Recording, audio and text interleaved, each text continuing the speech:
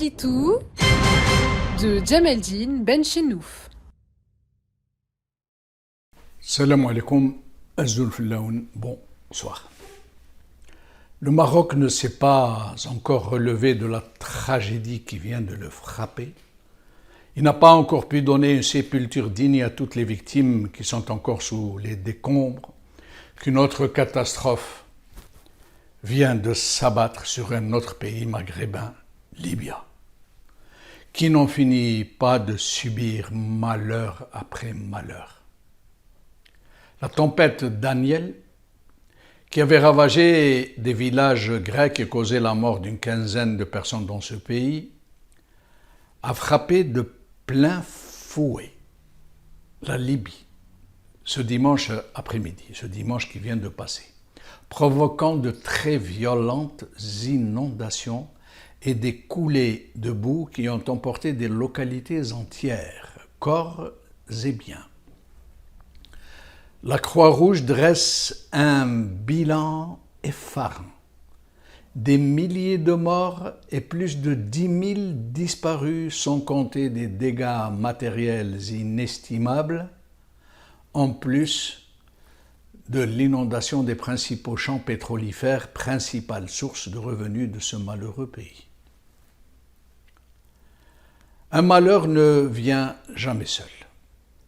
Ce pays frère, subjugué pendant des décennies par un système tyrannique, et qui, lorsqu'il s'en est enfin débarrassé, entre dans un cycle de violence qui menace de le faire exploser, de provoquer une guerre civile en son sein, à un point qui fera regretter le despote, comme cela a été le cas en Tunisie aussi, par ailleurs.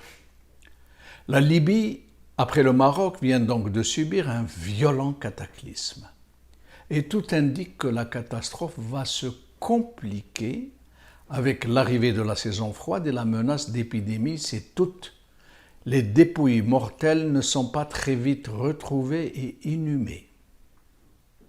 Un élu de la ville de Darna a déclaré que la situation est hors de contrôle et que le nombre de morts pourrait égaler celui des disparus, celui de 10 000 disparus. Mohamed El Menfi, le chef du conseil présidentiel, a lancé un appel déchirant à l'aide aux pays frères et aux organisations internationales. L'Algérie et l'Égypte semblent être les pays les plus concernés par un plan urgent d'aide à leurs voisins communs.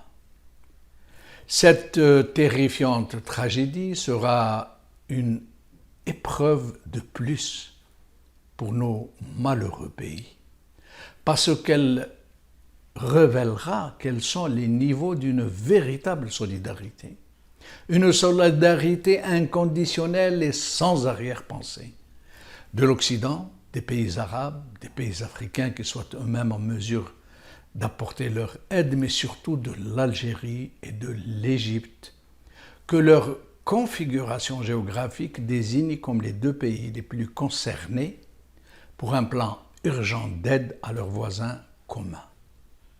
Ces deux pays, l'Algérie et l'Égypte, pourraient non seulement se porter au front des secours, mais leur territoire constituer des bases arrières d'intervention et d'acheminement des secours pour les populations sinistrées.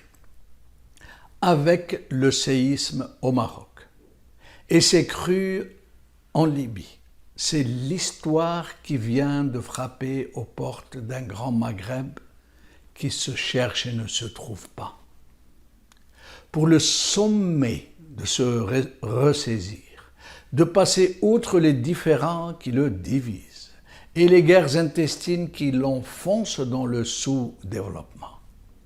Ces immenses tragédies sont venues nous rappeler que chacun campé dans ses seules motivations et en conflit avec les autres, nous resterons fragiles, à la portée du moindre malheur, mais qu'ensemble, unis par les liens du sang et du voisinage, du bon voisinage, nous serons en mesure de nous entraider, de faire face tous ensemble aux tragiques vicissitudes qui frappent les peuples.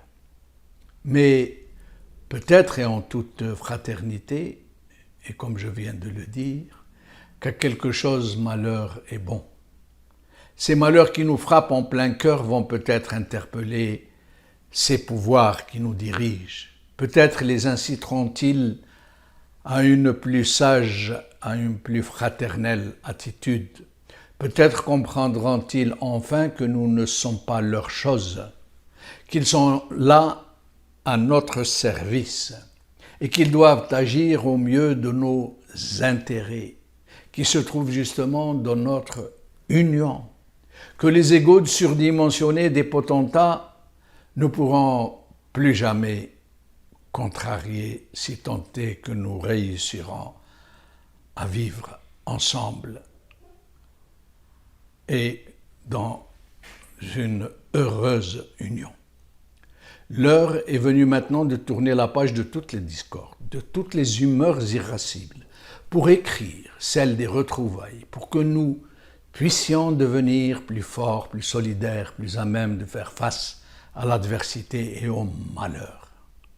Rabbi yarham moutana, et venir au secours de tous ceux et celles qui ont été frappés par le malheur. Puissent nos peuples trouver leur voie et imposer à leurs dirigeants la nécessité de leur indéfectible union.